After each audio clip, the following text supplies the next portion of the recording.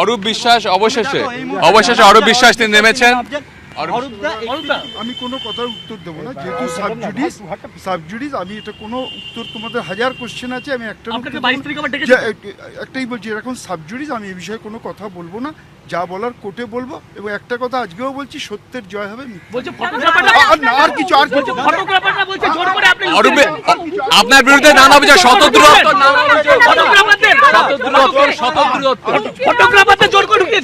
অরূপ বিশ্বাস তিনি কিন্তু প্রশ্নের সম্মুখীন হতে পারছেন না, তিনি বেরিয়ে চলে যাচ্ছেন, পালিয়ে যাচ্ছেন বলা চলে, এবং তিনি কিন্তু বেশ কিছুক্ষণ আমাদের প্রশ্নের সম্মুখীন হয়েও পালালেন, ফের কিন্তু অরূপ বিশ্বাস ফের বেরোচ্ছেন।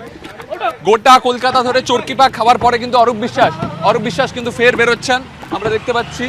অরূপদা, একটাই প্রশ্ন করব, আমি জানি আমি একটা কথা বারবার বলি, যেটা আদালতে রয়েছে, লয়াররা কথা বলছে, এটা সাবজুডিস, এই বিষয়ে না আপনি একটা চিঠি পাঠিয়েছেন ফ্রিজ করার জন্য, অ্যাকাউন্টের টাকা ফ্রিজ, ওটা দলের ব্যাপার, ওটা নিয়ে এখন এই মুহূর্তে কিছু বলবো না। আমি তোমাদের বারবার বলছি একটাই কথা, আমি যখন বলার পুরোটা ডেকে তোমাদের প্রেস কনফারেন্স এখন যেহেতু সাবজুডিস, তুমিও বোঝো এই বিষয়ে কোনো কথা বলা উচিত না। আমি সেটা তোমাদের কাছে তৃণমূলের অ্যাকাউন্ট আপনি ফ্রিজ করতে, আমি একটা কথা এই বিষয়ে বলবো না, আমি শুধু বলছি বারবার একটা কথাই তোমাদের বলছি, এটা সাবজুডিস, আমি যা বলার কোর্টে বলবো, আর এইটাও বলছি, সত্যের জয় হবে।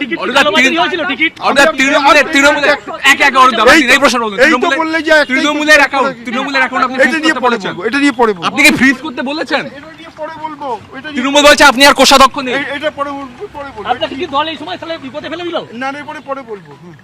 অরূপ বিশ্বাস তিনি বলছেন যে এই নিয়ে পরে কথা বলবেন, এবং তিনি কিন্তু কার্যত আবারও এসকেপ রুট খুঁজছেন, পালিয়ে যাওয়ার চেষ্টা করছেন, আবার চেষ্টা করব অরূপ বিশ্বাসকে ধরার, আবার চেষ্টা করব। এটুকু বুঝতে পারলাম, অরূপ বিশ্বাস বাড়ির রাস্তা ভুলে গেছেন, কোনো মতে তিনি আর বাড়ি পৌঁছতে পারছেন না, এবং এই নিয়ে তিনি কলকাতা শহরে টানা 3 ঘন্টা ড্রাইভ করছেন। তার গাড়ির পেট্রোল রয়েছে এবং টানা 3 ঘন্টা তিনি চালিয়ে যাচ্ছেন। লাগাতার প্রশ্ন করায় তিনি বললেন বিষয়টা সাবজুডিস, সত্যের জয় হবে, এবং তৃণমূলের অ্যাকাউন্ট ফ্রিজ করা নিয়ে বিস্ফোরক কথা তিনি বললেন ওটা দলের ব্যাপার। তারপরে যখন তাকে প্রশ্ন করলাম তাহলে কি আপনাকে যে কোষাধ্যক্ষ পদ থেকে সরিয়ে দেওয়া হয়েছে, বলছেন আমি ডিটেলসে পরে বলবো। এবং অরূপ বিশ্বাস তার চোখে মুখে কিন্তু প্রেশার ফিল করতে পারছি, এবং লাগাতার TV9 বাংলা তাকে প্রশ্ন করেছে।